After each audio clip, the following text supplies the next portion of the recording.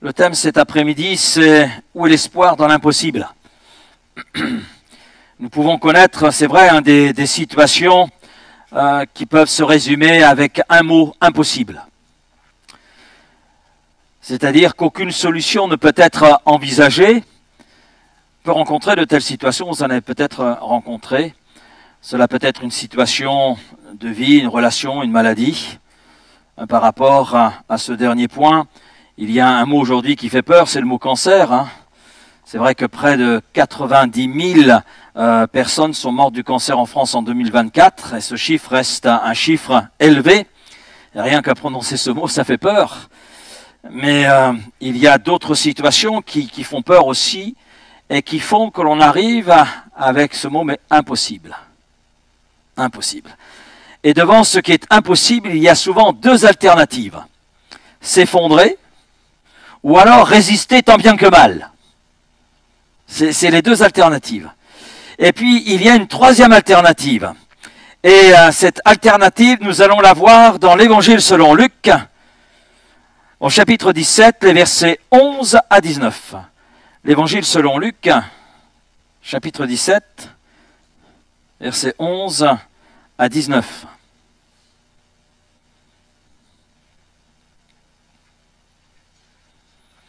C'est une histoire qui date d'il y a 2000 ans, mais c'est une histoire qui demeure toujours actuelle en raison du personnage central qui est la personne de Jésus. Jésus, donc c'est vrai, il est mort, c'est vrai, c'est un personnage historique, mais nous savons qu'il est ressuscité. On arrive bientôt au 20 avril, dans quelques jours, on va y arriver, et le 20 avril c'est Pâques. Et Pâques, c'est le souvenir justement de la résurrection de Jésus. Celui qui était mort, mais celui aussi qui est ressuscité. C'est ce que nous allons fêter. Donc Pâques, c'est le souvenir du Christ ressuscité et vivant pour toujours. Alors on fait la lecture, vous avez trouvé le texte. Jésus, se rendant à Jérusalem, passait entre la Samarie et la Galilée. Comme il entrait dans un village, 10 lépreux vinrent à sa rencontre. Se tenant à distance, ils élevèrent la voix et dirent « Jésus, Maître, aie pitié de nous !» Dès qu'il les eut vus, il leur dit « Allez-vous vous montrer au sacrificateur ?» Et pendant qu'ils y allèrent, il arriva qu'ils furent guéris. L'un d'eux, se voyant guéri, revint sur ses pas, glorifiant Dieu à haute voix. Il tomba sur sa face aux pieds de Jésus, lui rendit grâce. C'était un Samaritain. Jésus, prenant la parole, dit, « Les 10 n'ont-ils pas été guéris? Et les 9 autres, où sont-ils? Ne s'est-il trouvé que cet étranger pour revenir et donner gloire à Dieu? » Puis il lui dit, « Lève-toi, va, ta foi t'a sauvé. » On va reprendre un petit peu ensemble cette histoire afin de comprendre. Alors Jésus est en route vers Jérusalem, et sur son parcours, il passe entre la Samarie et la Galilée. Alors bien sûr, sur son itinéraire, eh bien, il y a des villes, des villages, il les traverse, et bien sûr, en traversant ces villes, ces villages, il rencontre bien les habitants. Il rencontre des gens de différents horizons, de toutes conditions, avec toutes sortes de besoins. Et devant les besoins humains, qui ne sont pas que des besoins physiques, mais aussi moraux, spirituels, eh bien Jésus exprime sa compassion. Sa compassion. C'est-à-dire le désir de son cœur de faire du bien à ces foules qui viennent à lui avec ses différents besoins. Et ce n'est pas la première fois que Jésus accomplit des choses extraordinaires, puisque Jésus, eh bien, dès le début de son ministère, a vu, suite à cet appel à la repentance, il a vu des hommes, des femmes, avec toutes sortes de maladies, toutes sortes de besoins, venir à lui et trouver en lui et par lui la guérison, la délivrance, et repartir pour vivre une vie nouvelle. Alors bien sûr, suite à ces choses-là, eh bien, la renommée de Jésus s'est répandue un petit peu partout sur le territoire. Ce qui veut dire que là où passe Jésus, il ne passe pas inaperçu. Voilà. Parce que tout le monde a quelque part entendu parler de Jésus, sans forcément le connaître, mais chacun a une petite idée. Ah oui, c'est le guérisseur. Ah mais c'est celui qui a accompli des miracles. Ah mais c'est celui qui a ressuscité dans un village. Là, je crois qu'il a ressuscité une jeune fille. il y a des choses bizarres hein, qui se font par cet homme. Donc, bien sûr, ça suscite une certaine curiosité. Bon, on sait que chez les religieux, ça ne suscite pas une curiosité, plutôt une certaine colère. Hein, parce qu'ils voient les gens se détourner d'eux et pour aller se tourner vers Jésus. Alors ça les dérange. Si ça continue, on va perdre notre pouvoir, notre autorité. Donc, il faut absolument qu'on se débarrasse de cet homme gênant. Hein. Donc, ça, c'est typique de la religion, quelque part. Et donc, Jésus, devant les besoins humains, intervient par des guérisons, par des délivrances. Et c'est vrai que les évangiles sont remplis de faits miraculeux. De situations se résumant avec ce mot « impossible ». Et pourtant, dans cette rencontre avec Jésus, tout est devenu possible. L'impossible se trouve effacé devant l'action de Jésus.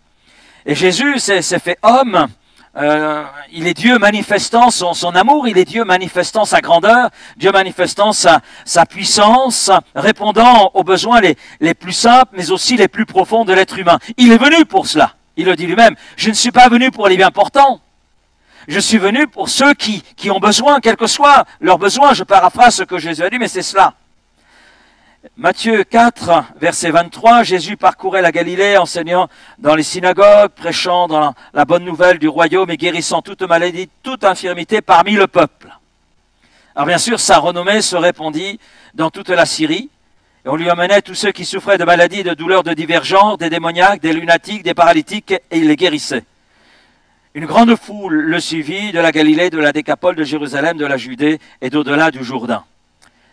Et nous avons plusieurs rapports dans les évangiles similaires à celui que je viens de vous lire, mettant en évidence le désir de Dieu, à travers son Fils Jésus, qui s'est fait homme, de répondre aux besoins de l'homme, de bénir l'être humain.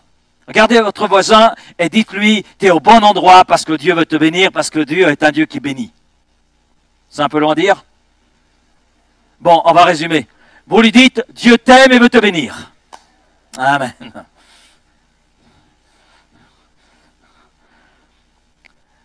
Oui, Dieu en Jésus-Christ manifeste son désir de nous bénir, manifeste son désir de faire du bien à l'être humain.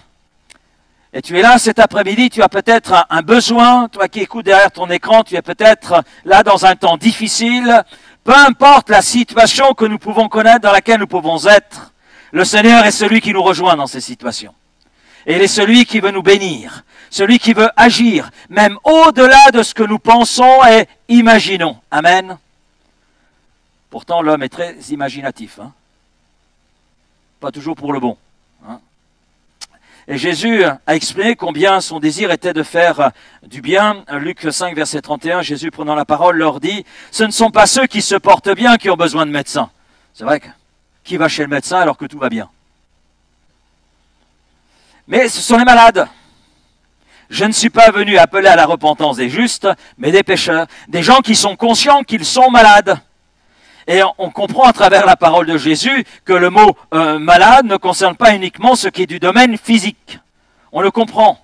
Alors que Jésus est là, traversant un village, dont le nom ne nous est pas donné, mais peu importe à vrai dire le village, il y a 10 lépreux qui arrivent vers lui. 10 lépreux. Et s'ils viennent à la rencontre de Jésus, c'est parce qu'ils ont justement entendu parler de Jésus. C'est qu'ils ont entendu un aspect de la personne de Jésus, un aspect de ce que Jésus a pu faire. Les rumeurs, c'est comme aujourd'hui, hein, les rumeurs allaient aussi vite hier qu'aujourd'hui. Les bonnes rumeurs comme les moins bonnes. Et là, la rumeur circulait que Jésus accomplissait des choses extraordinaires. Et ce sont ces rumeurs que les lépreux ont là entendues. Et bien sûr, ils entendent la rumeur, Jésus arrive avec une grande foule. Alors, ces lépreux saisissent l'opportunité. Pourquoi je parle de rumeurs? Pourquoi je parle de cela cet après-midi? Tout simplement parce que la rumeur concernant Jésus se poursuit encore aujourd'hui. Amen. Aujourd'hui encore, le message de l'Évangile est proclamé. Et là, c'est plus qu'une rumeur, c'est un message, une affirmation. Jésus est vivant. nous étions au congrès de Montluçon et il y avait des gens de la Martinique, il y avait des gens de la Réunion, il y avait des gens de Nouvelle-Calédonie, il y avait des gens d'Iran, amen, des gens d'un petit peu de partout. Il y avait quelques Anglais qui étaient perdus au milieu des Français, mais ils étaient là, quoiqu'ils étaient plus écossais qu'anglais, hein. Et des gens de différents pays, de différentes régions, pour parler de Jésus, Jésus qui agit ici et là. Il y avait des gens des îles, je ne connais même pas le nom de ces îles, et quand bien même on donnerait le nom, je ne le retiens pas parce qu'il y a des noms qui sont un peu longs pour certaines îles. Et ils étaient là, parlant de ce que Jésus fait encore sur leur île, parce que la rumeur, amen, le bon message de l'évangile est là répandu, amen. Rares sont les gens qui n'ont jamais véritablement entendu parler de Jésus. Ils sont rares, hein, rares. Régulièrement, il est question de Jésus à la télévision, par exemple. Il n'y a pas longtemps, on a présenté un film sur Jésus, et je pense qu'arrivant à Pâques, on va encore avoir un film, peut-être une série, Chosen, sur Jésus. Si ce n'est pas un film, c'est un reportage. Un reportage pour savoir si Jésus est vraiment un personnage historique ou un personnage de fiction. Si ce n'est pas un reportage, c'est une interview de telle et telle personne. Un philosophe, un historien, etc., etc. Donc on s'aperçoit qu'il est question de Jésus un petit peu partout. Un petit peu partout. Et là on a 10 hommes qui viennent à la rencontre de Jésus. Ils sont lépreux, précise le texte. Alors Luc était médecin, donc il sait de quoi il parle. S'il dit lépreux, ça veut bien dire quelque chose. Et on pensait à l'époque que c'était une maladie contagieuse. Et la seule solution qui avait été trouvée, c'était d'exclure ces gens qui étaient atteints de lèpre, les exclure de la société, les mettre à part. Donc ils vivaient en général à l'extérieur de toute ville ou village, ils construisaient leur propre communauté et ils vivaient de mendicité, de la bonté des gens. C'était les incurables de la société. Et quand les lépreux devaient traverser un lieu avec une foule, un village, une ville, eh bien, ils agitaient des clochettes pour signaler leur passage. Et cela pour éviter tout contact avec qui que ce soit, et donc un phénomène de contagion. C'est pourquoi d'ailleurs Luc apporte cette précision, il se tenait à distance. Hein, se tenant à distance. Ils élevèrent la voix, parce que leur seul moyen de communication, c'est cet organe vocal dont ils ont été pourvus comme chacun d'entre nous. Et donc malgré la distance qui les sépare de Jésus, eh bien un dialogue s'entame. Un dialogue, quand on regarde ce dialogue, il est très court en fait, hein, très très court. Mais je crois aussi que malgré la distance qui peut nous séparer de Jésus, nous pouvons avoir un dialogue avec lui. Nous pouvons lui parler. Car en réalité, la distance qui existait entre l'homme et Dieu a été réduite par l'envoi justement de Jésus, qui est venu au milieu de nous. Il a réduit cette distance que nous ne pouvions pas combler par nos propres moyens, car qu'est-ce que l'homme pour vouloir atteindre Dieu? Donc Dieu le sachant, c'est lui qui est venu nous attendre à travers Jésus-Christ. Parce que Jésus, c'est Dieu au milieu de nous. C'est Dieu au milieu des hommes. Il est impossible d'atteindre Dieu, et Dieu a envoyé son Fils Jésus. Et il y a une distance, une autre distance qui sépare Dieu en manifestant Jésus-Christ et l'homme. Une autre distance, une autre forme de lèpre que celle dont ces hommes pouvaient être atteints. Une distance qui nous sépare vraiment et qui est impossible de combler par nos propres moyens. La lèpre dans l'Écriture, c'est l'image du péché. Et parce que la lèpre, à l'époque, englobait toutes les maladies de peau. Et la lèpre, en cela même, est une image du péché qui habite le cœur de l'humanité. Et le cœur de tout homme, eh bien, est là atteint de cette lèpre. Cette lèpre. Un mal qui ronge l'humanité, qui ronge l'être humain et qui conduit inévitablement à la mort éternelle. Et c'est ainsi depuis Adam. En blaguant, hier soir, je disais à Raphaël, je disais, je vais régler mes problèmes avec Jésus, parce que j'ai un problème avec lui, il y a des choses que je ne comprends pas, voilà. Et puis, Raphaël m'a répondu, il faut d'abord que tu règles tes problèmes avec Adam. Et je dis oui, c'est vrai. Et si je vais voir Adam, que j'aurai mes problèmes avec Adam, de toute façon, Adam me dira, va voir avec Jésus. Parce que la solution, elle est là en Jésus. Et oui, on peut comme cela, c'est un petit peu à la blague, mais combien de gens disent, mais je ne suis pas responsable, c'est mes ancêtres, c'est Adam et Ève, moi j'ai jamais tué, jamais volé. Bah, dites Amen déjà. Hein? Moi aussi, j'ai jamais tué, jamais volé. Hein? C'est peut-être un bonbon. Hein? Oui.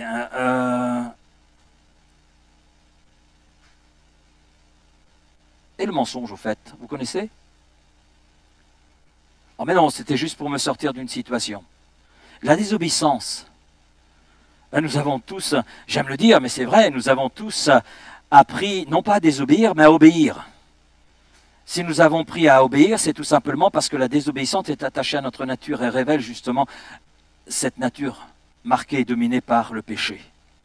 Et c'est vrai qu'on pourrait se dire, mais si j'avais été à la place d'Adam et Ève, moi j'aurais écouté la voix de Dieu. Taratata, hein. D'abord, c'est trop tard. Il suffit de regarder aujourd'hui ce que fait notre humanité de Jésus, où elle le place. Et depuis Adam et Ève, finalement, on est rebelle à Dieu. Rebelle à Dieu par notre désobéissance, par le péché qui est attaché à notre nature. Et le péché nous condamnait à la mort éternelle. Et cette mort éternelle, c'était la privation à tout jamais de cette présence avec Dieu le Créateur. Alors Dieu en Jésus-Christ est venu briser cette distance qu'il y avait entre lui et nous. Il a envoyé son Fils afin de prendre sur lui nos péchés, supportant notre condamnation à notre place. Ainsi, parce qu'il y a eu cette croix à Golgotha, parce qu'il y a eu la résurrection, eh bien nous avons aujourd'hui ce libre accès pour entrer dans la présence de Dieu. La distance qui nous séparait d'avec Dieu a été là brisée, a été là réduite. Nous pouvons aujourd'hui, là où nous sommes, en ce lieu, chez nous, entrer dans cette présence de Dieu. Parce que depuis que Jésus a donné sa vie sur la croix, depuis que la victoire a été marquée par la résurrection, tout pécheur repentant voit la distance le séparant de Dieu s'enlever et il a ainsi accès au pardon et à la vie éternelle. Alors le dialogue entre les lépreux et Jésus est court. On voit cela au verset 13, il se résume à une demande et une réponse. Jésus, Maître, aie pitié de nous. Ça, c'est la demande. Et c'est vrai qu'elle est très simple. Très simple. Maintenant, il y a un terme. Ils auraient pu mettre Jésus ait pitié de nous. Mais ils mettent Jésus Maître. Et le mot qui est utilisé ici, et traduit en français par Maître, signifie celui qui est pleinement autorisé. Pleinement autorisé à agir, à faire quelque chose. Ça veut dire que non seulement ils reconnaissent Jésus en tant que personne historique, personne physique, mais ça va plus loin dans leur esprit, dans leur cœur. Ils appellent Jésus Maître, c'est-à-dire celui qui est le chef de toute chose, celui qui peut tout.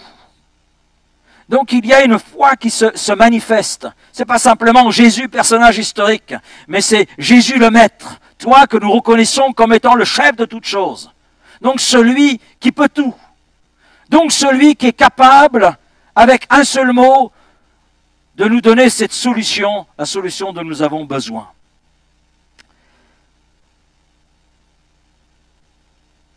Ils reconnaissent en Jésus l'autorité. L'autorité. Celui qui a autorité sur la maladie. Celui qui a autorité sur leurs besoins.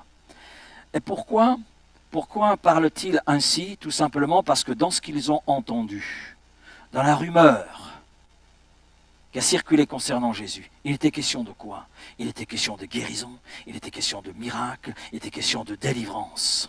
À partir de là, ils se disent, mais Jésus est celui qui maîtrise ces situations, qui maîtrise l'origine de ces situations et qui peut donc agir sur notre situation. Et ça fait son chemin dans leur cœur. Et c'est pour cela qu'ils peuvent dire, Jésus, Maître, aie pitié de nous. C'est tout ce qu'ils demandent, que Jésus ait pitié d'eux. Et puis Jésus répond à leur demande Je ne sais pas ce que vous en pensez à la réponse de Jésus, mais elle est quand même particulière. Allez vous montrer au sacrificateur. Vous n'êtes pas étonné par cette réponse de Jésus? Moi, elle m'étonne. Alors c'est vrai qu'en ce temps-là, les sacrificateurs, c'est-à-dire les prêtres juifs, avaient autorité pour constater une guérison et permettre aux lépreux de retrouver une place dans la société.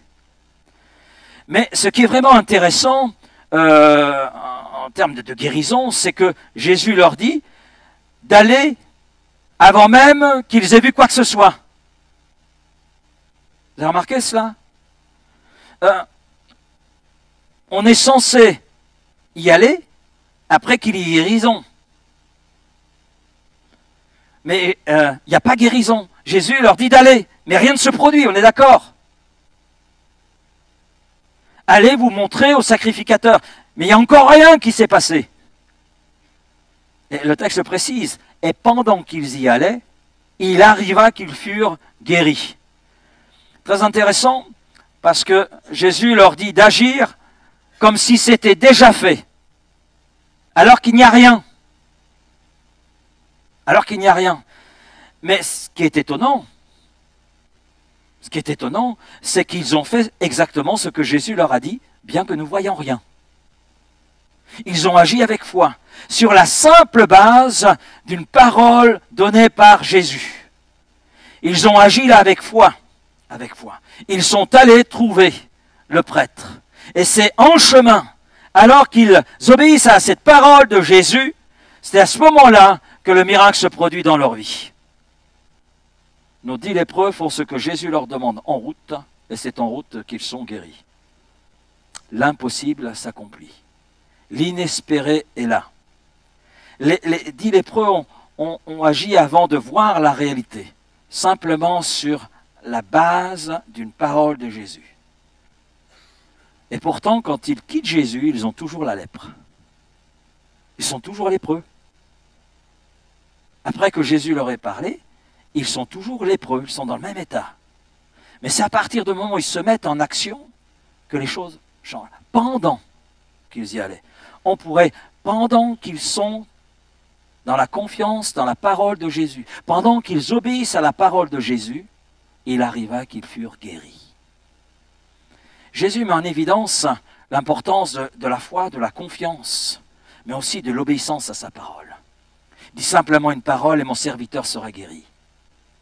Eh bien, on a une démonstration ici, comme dans d'autres textes, une simple parole. Un dialogue, je crois que c'est le plus court dialogue qu'on a dans l'Évangile concernant les personnes dans le besoin. Et là, ce n'est pas une personne, c'est une petite foule, 10, et Jésus. Mais on voit la foi qui est manifestée, on voit cette obéissance qui est manifestée, et parce qu'il y a foi, obéissance, il y a une action qui en découle, la guérison. Et ils mettent en évidence l'essence même de la foi, Hébreux 11, verset 1. Or la foi est une ferme assurance des choses qu'on espère, une démonstration de celles qu'on ne voit pas.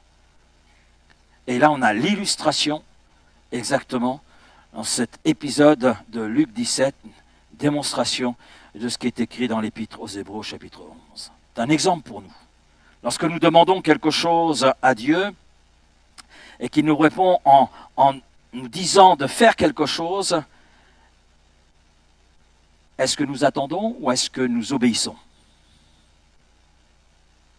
Attendons-nous d'abord des résultats, des preuves pour pouvoir aller de l'avant? Ou avançons-nous selon ce que Dieu nous dit de faire, en espérant que Dieu sera fidèle? La guérison d'un lépreux, vous savez, était importante à cette époque-là. À l'époque de Jésus, on pensait que seul un miracle de Dieu pouvait conduire un lépreux à connaître la guérison. Un lépreux guérir voulait dire miracle. C'était comme la résurrection d'une personne. C'était comme la résurrection d'entre les morts. On voit cela dans 2 Rois, chapitre 5, verset 7, vous lirez le texte. Et ici, c'est 10 résurrections en une seule fois. 10 guérisons, 10 miracles en une seule fois.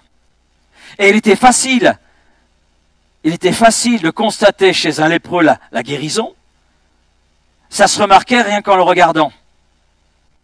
Parce que la lèpre marquait physiquement ce qui était atteint.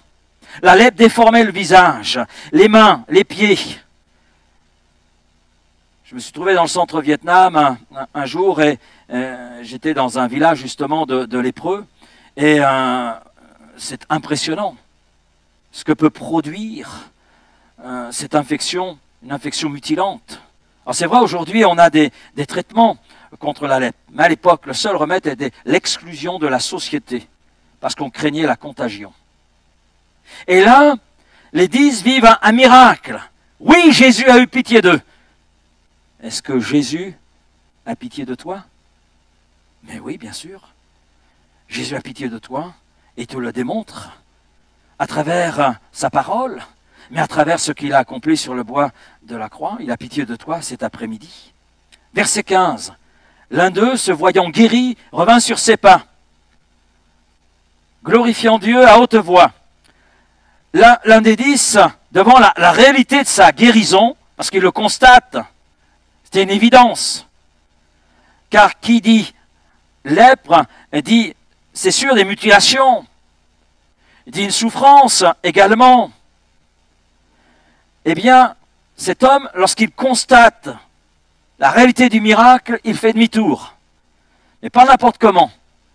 Glorifiant Dieu à haute voix. Cet homme est tellement heureux de ce qui lui arrive, qu'il ne peut pas se taire. Il reconnaît que c'est un miracle de Dieu. Il reconnaît qu'il ne pouvait pas en être autrement, qu'il n'y avait aucune solution envisageable pour sa situation comme pour la situation de ses 9 collègues. Il est conscient d'être l'objet de la bénédiction de Dieu et il exprime à Dieu cette réalité. Et il l'exprime à haute voix, sans honte. Sans honte, il exprime sa reconnaissance. Amen. Est-ce que nous sommes conscients que nous sommes les objets de la bénédiction de Dieu? Oui. Je vais utiliser une expression, comprenez dans quel sens je vais l'utiliser. Nous sommes la cible de la bénédiction de Dieu. Amen. Nous sommes la cible de la bénédiction de Dieu. Pour qui Dieu le Père a-t-il donné son Fils? Pour ses créatures? Pour nous? C'est pour nous. Pour qui la croix? Pour nous. Pour qui la résurrection? Pour nous. Pour qui le retour de Jésus? Pour nous. Nous sommes la cible de sa bénédiction, la cible de ses bénédictions, de ses grâces, de ses bienfaits. Comme il a eu pitié des 10 lépreux, il a eu pitié de cette humanité dans laquelle nous sommes, à laquelle nous appartenons. Il a eu pitié de nous, amen. Et il va encore avoir pitié de quelqu'un de façon particulière cet après-midi, soit en ce lieu ou envers quelqu'un qui nous écoute en ce moment.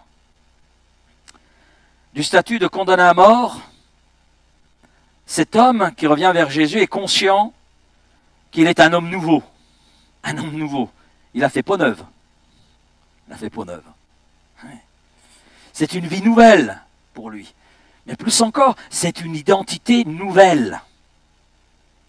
Ce n'est plus un homme qui va être montré du doigt. Attention, c'est le lépreux. Non, c'est un homme nouveau. C'est ce que Jésus accomplit dans la vie de celui qui place sa confiance en lui. On entre dans une vie nouvelle, avec une identité nouvelle, avec une vie nouvelle. Et à l'époque, il ne s'agissait pas seulement d'une maladie physique, c'était aussi une maladie sociale. Comme je le disais en introduction, le lépreux était mis à part au banc de la société. Il vivait de la mendicité, du bon vouloir des gens. Mais là, ce lépreux qui vit le miracle de Dieu, qui reconnaît que ça vient de Dieu, qui glorifie Dieu à haute voix pour cela, est conscient qu'il peut à nouveau faire partie de cette société qui l'a rejeté à cause de la maladie qui était la sienne. Et il peut à nouveau être avec sa famille. Il peut à nouveau travailler, il peut à nouveau avoir cette dignité d'homme. Et l'honneur. Amen. Verset 16, il tomba sur sa face aux pieds de Jésus, il lui rendit grâce. C'était un Samaritain. Son attitude témoigne du combien il est conscient du bienfait de Dieu. Il tomba sur sa face aux pieds de Jésus. Il lui rendit grâce. c'est la seule fois que vous lisez ça dans les évangiles.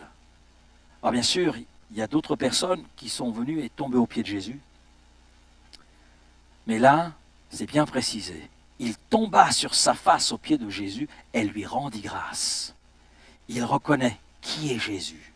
Et il reconnaît qu'il est l'objet de grâce, de quelque chose qu'il ne méritait pas. Et de la part de Dieu, nous ne méritons rien. Tout est pure grâce. Tout se reçoit avec cette même foi et obéissance que ces hommes. Il a reconnu que Jésus était la clé, le moyen de sa guérison. Et c'est le seul endroit, j'y reviens, c'est le seul endroit dans les évangiles où l'on rend grâce à Jésus. Et Jésus demeure encore aujourd'hui la clé de la guérison. Nous apprenons que cet homme était un Samaritain. C'est un détail intéressant. Ce qui signifie un étranger par rapport aux 9 autres qui, comme lui, ont été guéris, sont l'objet de la grâce de Dieu exactement comme lui. 9 autres qui étaient juifs, lui un Samaritain. Il y a cette précision parce que les Samaritains n'étaient pas aimés des Juifs à cette époque. Du point de vue juif, c'était un double paria. Un lépreux et en plus un Samaritain. Car les Samaritains étaient considérés comme des ennemis, comme des hérétiques. Ce qui explique pourquoi la plupart des Juifs évitaient de passer par la Samarie. Et que Jésus, passant en Samarie, a parfois dérangé. Dans un village, on lui a dit de partir. Le village de la Samaritaine. Et il a accompli une belle chose, il a transformé la vie de cette femme. Et c'est ensuite tout le village qui est venu vers Jésus, mais qui ensuite lui a demandé un peu de partir. Et finalement, mais qu'est-ce qui a réuni ces 10 hommes? Qu'est-ce qui les a réunis? Eh bien, c'est uniquement leur malheur qui a fait que ce Samaritain était avec des Juifs. Le malheur crée des liens. Le malheur rassemble ces êtres frappés par la malédiction, frappés par le châtiment. C'est ainsi qu'était vue la lèpre, comme la maladie. Frappés par le sort. Des gens qui n'avaient pas de chance, le châtiment de Dieu était tombé sur eux parce que quelque chose de mauvais s'était produit dans leur vie. Un lépreux n'a d'autres compagnons que d'autres lépreux. Mais là, ce ne sont plus des lépreux, c'est 9 Juifs avec un Samaritain. Mais c'est 10 personnes qui sont l'objet de la grâce de Dieu. Mais il n'y a que le Samaritain qui réalise parfaitement les choses et qui revient à Jésus pour rendre gloire à Jésus. Verset 17, Jésus prenant la parole dit, « Les 10 n'ont-ils pas été guéris? Et les 9 autres, où sont-ils » C'est vrai ça, où sont-ils? En fait, on ne sait pas, parce que le texte ne nous dit rien. Et Jésus poursuit, « Ne s'est-il trouvé que cet étranger pour revenir et donner gloire à Dieu ?» Je trouve les paroles de Jésus très intéressantes, parce qu'elles mettent en évidence l'ingratitude de l'homme envers les bienfaits de Dieu. Les 9 autres lépreux sont repartis, et en repartant, eh bien, ils sont guéris. Ils vivent le miracle. Mais qu'ont-ils fait? Ils ont pris les choses comme un dû. Comme un dû. Et combien de gens vis-à-vis de Dieu sont comme ces 9 lépreux? Ils s'imaginent que Dieu leur doit la bénédiction. Dieu doit faire ça pour moi. Ces 9 lépreux touchent au surnaturel. On ne peut pas dire le contraire. L'impossible s'accomplit. Mais ils n'ont aucune reconnaissance. Et j'ai constaté à travers mes années de pastorat, beaucoup de gens demandent à Dieu des choses, même des chrétiens demandent des choses à Dieu. Seigneur, aide-moi à résoudre ce problème. Seigneur, résous cette crise qui m'arrive. Seigneur, guéris-moi. Seigneur, agis dans telle situation. Et quand Dieu fait miséricorde, combien se tournent alors vers Dieu pour le remercier? Combien? Alors soyons de ceux qui rendent grâce à Dieu, le Père, et à son Fils, pour sa grande miséricorde dans nos vies. Ce que le Seigneur met en évidence, c'est l'importance de la gratitude. Elle est mise en évidence. Il n'y a pas simplement que la foi et l'obéissance qui est mise en évidence. Il y a aussi la gratitude. Et d'ailleurs, le texte ne s'arrête pas là. Verset 19, c'est le dernier verset de ce paragraphe de cette histoire. Puis il lui dit, lève-toi, va, ta foi t'a sauvé. Il est le seul à entendre cela. Le seul. Le Samaritain reçoit quelque chose que les 9 autres n'ont pas reçu. C'est-à-dire le vrai salut, ou la vraie guérison, celle de l'âme. Bien que Jésus n'ait pas refusé la guérison aux 9 autres lépreux, qui ne l'ont pas remercié pour cette guérison physique, Jésus a quand même tenu à souligner leur manque de gratitude, leur manque de reconnaissance. Mais ils n'ont eu qu'une part de tout ce que le Seigneur voulait leur offrir. Il y a quelque chose qui leur a échappé là, qu'ils n'ont pas reçu. La guérison de l'âme. Ce n'est pas parce que nous sommes bénis dans notre corps, qu'on connaît la guérison, que nous sommes pour autant sauvés. Le Seigneur fait bien la distinction là. Et pourtant ils avaient la foi. Les 10 ont été guéris physiquement.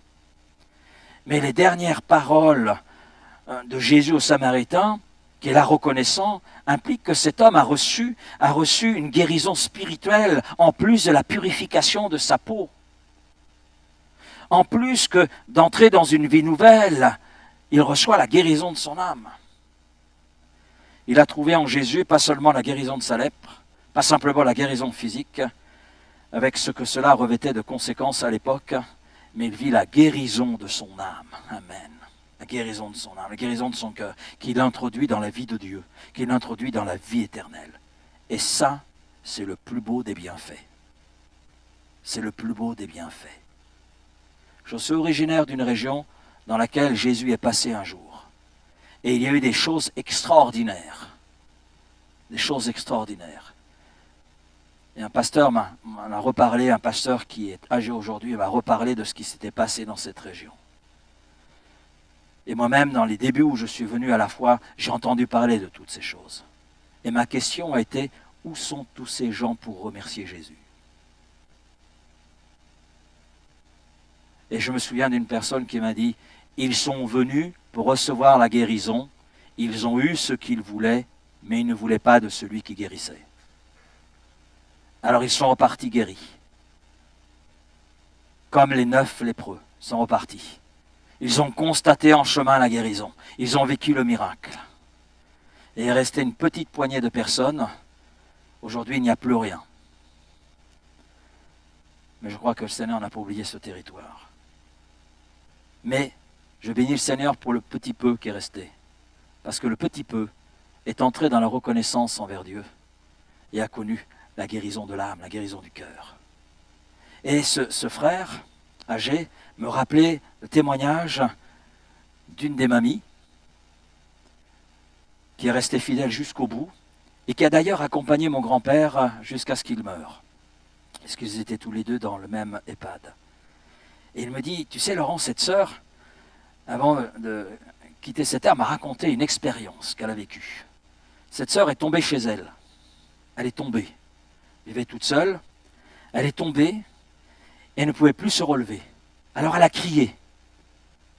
Mais personne n'entendait. Et puis, elle a réussi à se traîner pour arriver à la porte d'entrée. Elle a réussi à ouvrir la porte d'entrée péniblement. Et là, sur le seuil, elle a crié. Personne n'a répondu. Et elle s'est dit, Seigneur, ça y est, je vais mourir. Elle avait froid, elle sentait les douleurs qui étaient là. Et puis, il y a une voiture blanche qui est passée dans cette rue. Voiture qui s'est arrêtée. Un monsieur est sorti de cette voiture. Il a pris cette mamie dans ses bras. Il l'a portée jusque dans son lit. Il l'a bordée. Il l'a réconfortée. Et cette sœur disait, jamais je n'ai découvert une si grande paix que dans ce moment-là. Mes douleurs ont disparu. Il y avait un calme. Je me demandais si j'étais encore sur terre. Tellement c'était beau, tellement c'était bon. Voilà. Et puis cet homme a fermé la porte, il est monté dans sa voiture et il est parti. Le lendemain, elle est sortie de son lit comme si de rien s'était passé. Elle s'est même posé la question si ce n'était pas un rêve. Alors, elle a vu avec ses voisins. Et les voisins ont répondu, oui, on a entendu des gens crier cette nuit. Ben, c'était moi qui criais au secours. Puis on a entendu une voiture s'arrêter, une portière claquer une première fois, une portière claquer une deuxième fois. Vous avez rien vu? Non, on a simplement entendu une voiture. Donc elle a compris que ce n'était pas un rêve, mais que c'était une réalité. Et c'est quelque chose qui l'a marqué cette sœur. Et je dis Amen. Le Seigneur a encore compassion aujourd'hui. Encore compassion. Et non seulement il veut apporter la guérison physique, mais il veut apporter la guérison de l'âme. Et quand on connaît Jésus-Christ, pas simplement comme le guérisseur du corps, mais comme celui qui prend soin de notre âme, celui qui nous accorde le pardon de nos péchés, la vie éternelle, eh bien on vit avec lui. On vit avec lui. Et il sait nous prendre et nous conduire jusque dans l'éternité, afin que ce salut auquel nous goûtons aujourd'hui devienne effectif dans la gloire. Cette sœur, elle est auprès du Seigneur. Et je sais que jusqu'au bout, elle a été fidèle. Se souvenant du jour où le Seigneur l'a rencontrée et du jour où le Seigneur l'a béni, de cette expérience. Le Seigneur est avec moi, il prend soin de moi. Le Seigneur l'a repris. Et je crois que c'est le plus beau des bienfaits, la guérison de l'âme, le pardon de ses péchés. Où est l'espoir dans l'impossible? L'espoir, il est en Christ. L'espoir, il est uniquement en Christ. C'est lui l'espoir. C'est lui l'espérance, comme quelqu'un l'a prêché au milieu de nous il n'y a pas longtemps. Et je crois qu'il y a même eu, d'ailleurs, une rallonge à la prédication. Je crois qu'il y a quelque temps, un dimanche après-midi, on a entendu parler de l'espérance. Et puis je crois que jeudi soir, il était question de l'espérance. Eh bien l'espoir, oui.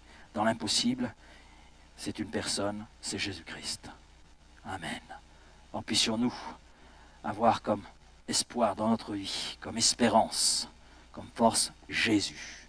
Et savoir qu'à partir du moment où nous nous confions à lui, oui, on n'est plus lépreux. On devient de nouvelles créatures. Et il est celui qui nous accompagne sur ce chemin. Comme nous l'avons vu ce matin, il est le bon berger. Et qui nous accompagne jusque dans la gloire. Amen. Merci Père, cet après-midi, pour cette parole apportée simplement, Seigneur. Et je crois que tu veux agir dans nos cœurs, dans nos vies. Et je te prie peut-être pour celui ou celle qui a un besoin particulier cet après-midi. Je crois, Père, que tu es celui qui, dans le nom de Jésus-Christ, est capable là d'intervenir, parce que tu demeures celui qui guérit, mais tu demeures aussi celui qui se préoccupe de la guérison de notre âme. Alors Seigneur, peut-être qu'il y a quelqu'un au milieu de nous qui a besoin d'expérimenter le salut, qui a besoin d'expérimenter cette guérison intérieure, besoin de devenir une nouvelle créature en toi et par toi. Alors merci Seigneur d'intervenir, merci de te manifester. Il y a peut-être quelqu'un qui nous écoute, qu'elle est derrière son écran, avec un besoin dans son corps ou un besoin dans son âme. Et je crois, Seigneur, que tu es celui qui rejoint cette âme qui s'ouvre à toi, afin qu'elle goûte pas simplement à la guérison physique, guérison dans son corps, mais qu'elle goûte aussi à la guérison pour son âme, et découvre le salut qu'elle a en Jésus-Christ, et marche dans ce salut, et marche avec cette assurance du salut. Merci Père de tout ce que tu veux encore accomplir et réaliser, et cela dans le nom précieux de Jésus. Et je te bénis avec mes frères et sœurs et tous ensemble, et je te dis Amen.